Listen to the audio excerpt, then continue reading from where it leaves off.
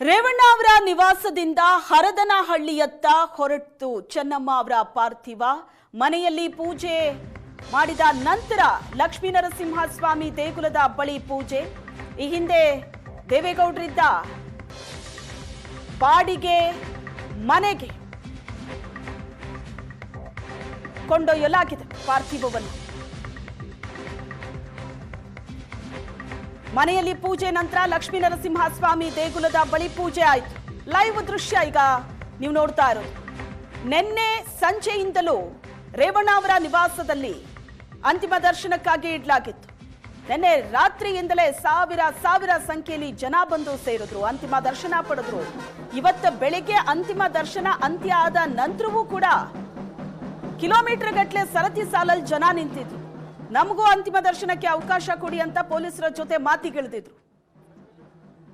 ಈಗ ರೇವಣ್ಣ ಅವರ ನಿವಾಸದಿಂದ ಪಾರ್ಥಿವ ಹೊರಟಿದೆ.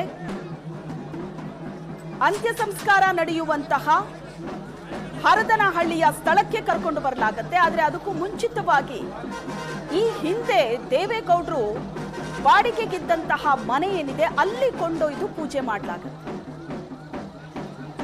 ಚೆನ್ನಮ್ಮ ಅವರಿಗೆ ಬಹಳ ಇಷ್ಟವಾದ ಜಾಗ ಅದು ಅನ್ನೋ ಕಾರಣಕ್ಕೆ ಅಲ್ಲೂ ತಗೊಂಡು ಹೋಗಿ ಪೂಜೆಯನ್ನ ನೆರವೇರಿಸಲಾಗುತ್ತೆ. ಲೈವ್ ದೃಶ್ಯಗಳಲ್ಲಿ ನೀವು ನೋಡ್ತಾ ಇದ್ದೀರಿ. ಹೊಳೆನರಸೀಪುರದಲ್ಲಿರುವಂತಹ ರೇವಣ್ಣ ಅವರ ಮನೆಯಿಂದ ಪಾರ್ಥಿವ ಹೊರಟಿದೆ. ಅಂತ್ಯ ಸಂಸ್ಕಾರ ನಡೆಯುವಂತಹ ಜಾಗಕ್ಕೆ ತೆಗೆದುಕೊಂಡು ಹೋಗಲಾಗುತ್ತೆ. ಆದರೆ ಅದಕ್ಕೂ ಮುಂಚೆ ಮಾರ್ಗ ಮಧ್ಯದಲ್ಲಿ ಅಲ್ಲಲ್ಲಿ ನಿಲ್ಲಿಸಿ ಅಂತಿಮ ದರ್ಶನಕ್ಕೂ ಅವಕಾಶ ಮಾಡಿಕೊಡ್ಲಾಗ್ತಾ ಇದೆ. ತೆರೆದ ವಾಹನದಲ್ಲಿ ಮೆರವಣಿಗೆ ನಡೀತಾ ಇದೆ. ದಾರಿಯುದ್ದಕ್ಕೂ ಜನ ಸೇರಿದ್ದಾರೆ. ಅಕ್ಕಪಕ್ಕದ ರಸ್ತೆಗಳಲ್ಲೂ ಕೂಡ ಜನ ನಿಂತು ದರ್ಶನ ಪಡೆದಿದ್ದಾರೆ. 72 ವರ್ಷಗಳ ಸುದೀರ್ಘ ದಾಂಪತ್ಯ. ಒಂದಷ್ಟು ವರ್ಷ ಹಾಸನದಲ್ಲಿ ಕಳೆದಿದ್ರು. ಅದಾದ ನಂತರ ಬೆಂಗಳೂರಿನಲ್ಲಿ ದೇವೇಗೌಡರು ಪ್ರಧಾನಿಯಾಗಿದ್ದಾಗ ದೆಹಲಿಯಲ್ಲೂ ಒಂದಷ್ಟು ಸಮಯ ಅಲ್ಲೂ ಇದ್ರು ಚೆನ್ನಮ್ಮ ಅವರು. ಆದರೆ ಚೆನ್ನಮ್ಮ ಅವರು ಎಲ್ಲೇ ಇರಲಿ ತಮ್ಮ ಪೂಜೆ ಪುನಸ್ಕಾರಗಳನ್ನ ಯಾವತ್ತೂ ಬಿಡ್ತಾ ಇರಲಿಲ್ಲ, ಉಪವಾಸವನ್ನ ಬಿಡ್ತಾ ಇರಲಿಲ್ಲ. ಅಷ್ಟು ದೈವ ಭಕ್ತೆಯಾಗಿದ್ರು. ಜೊತೆಗೆ ಅಷ್ಟೇ ಸರಳತೆ ಕೂಡ ಇತ್ತು.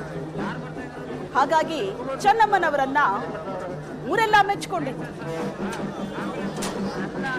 ಅನೇಕ ರಾಜಕೀಯ ದೊಡ್ಡ ದೊಡ್ಡ ನಾಯಕರು ಕೂಡ ಚೆನ್ನಮ್ಮ ಅವರ ಸರಳತೆ ಬಗ್ಗೆ ಮಾತಾಡಿದ್ರು. ಅಂತಹ ಹೆಣ್ಣು ಮಗಳು ಈಗಿನ ಕಾಲದಲ್ಲಿ ಎಲ್ಲಿ ಅಂತ. ಈಗಿನ ಕಾಲದ ಹೆಣ್ಣು ಮಕ್ಕಳಿಗೆ ಚೆನ್ನಮ್ಮ ಅವರು ಮಾದರಿಯಾಗ್ತಾರೆ ಅಂತ. ಇಡೀ ಕುಟುಂಬ ತನ್ನ ಗಂಡ ಯಾವುದೇ ಹುದ್ದೆಗೆ ಇರಲಿ, ಎಂಥದ್ದೇ ಪ್ರಭಾವಿಯಾಗಿರ್ಲಿ, ಆದರೆ ಸರಳತೆಯನ್ನ ಕೊನೆ ಕ್ಷಣದ ತನಕವೂ ಕೂಡ ಚೆನ್ನಮ್ಮ ಅವರು ಮೈಗೂಡಿಸಿಕೊಂಡಿದ್ರು. ಇಡೀ ಕುಟುಂಬಕ್ಕೆ ಒಂದು ದೊಡ್ಡ ಶಕ್ತಿಯಾಗಿದ್ರು. ಆದರೆ ಈಗ ಅವರನ್ನ ನೋಡೋದಕ್ಕೆ ಅಂತ, ಅಂತಿಮ ದರ್ಶನ ಪಡೆಯೋದಕ್ಕೆ ಅಂತ ಸೇರ್ತಾ ಇದ್ದಾರಲ್ಲ ಸಾವಿರ ಸಂಖ್ಯೆಯಲ್ಲಿ ಜನ. ಅದು ಬೆಂಗಳೂರಾಗಿರ್ಬೋದು, ಬೆಂಗಳೂರಿನಿಂದ ಹಾಸನಕ್ಕೆ ಕರ್ಕೊಂಡು ಹೋಗೋ ಮಾರ್ಗ ಮಧ್ಯದಲ್ಲಾಗಿರ್ಬೋದು, ಇನ್ನು ಹಾಸನದಲ್ಲೂ ಕೂಡ ಈ ಕ್ಷಣಕ್ಕೂ ಸಾವಿರಾರು ಜನ ಇದ್ದಾರೆ. ಚೆನ್ನಮ್ಮ ಅವರ ಬಗ್ಗೆ ಜನರಿಗಿರುವಂತಹ ಪ್ರೀತಿ ಎಂಥದ್ದು, ಗೌರವ ಎಂಥದ್ದು ಅನ್ನೋದು ಇದರಲ್ಲೇ ಗೊತ್ತಾಗುತ್ತೆ.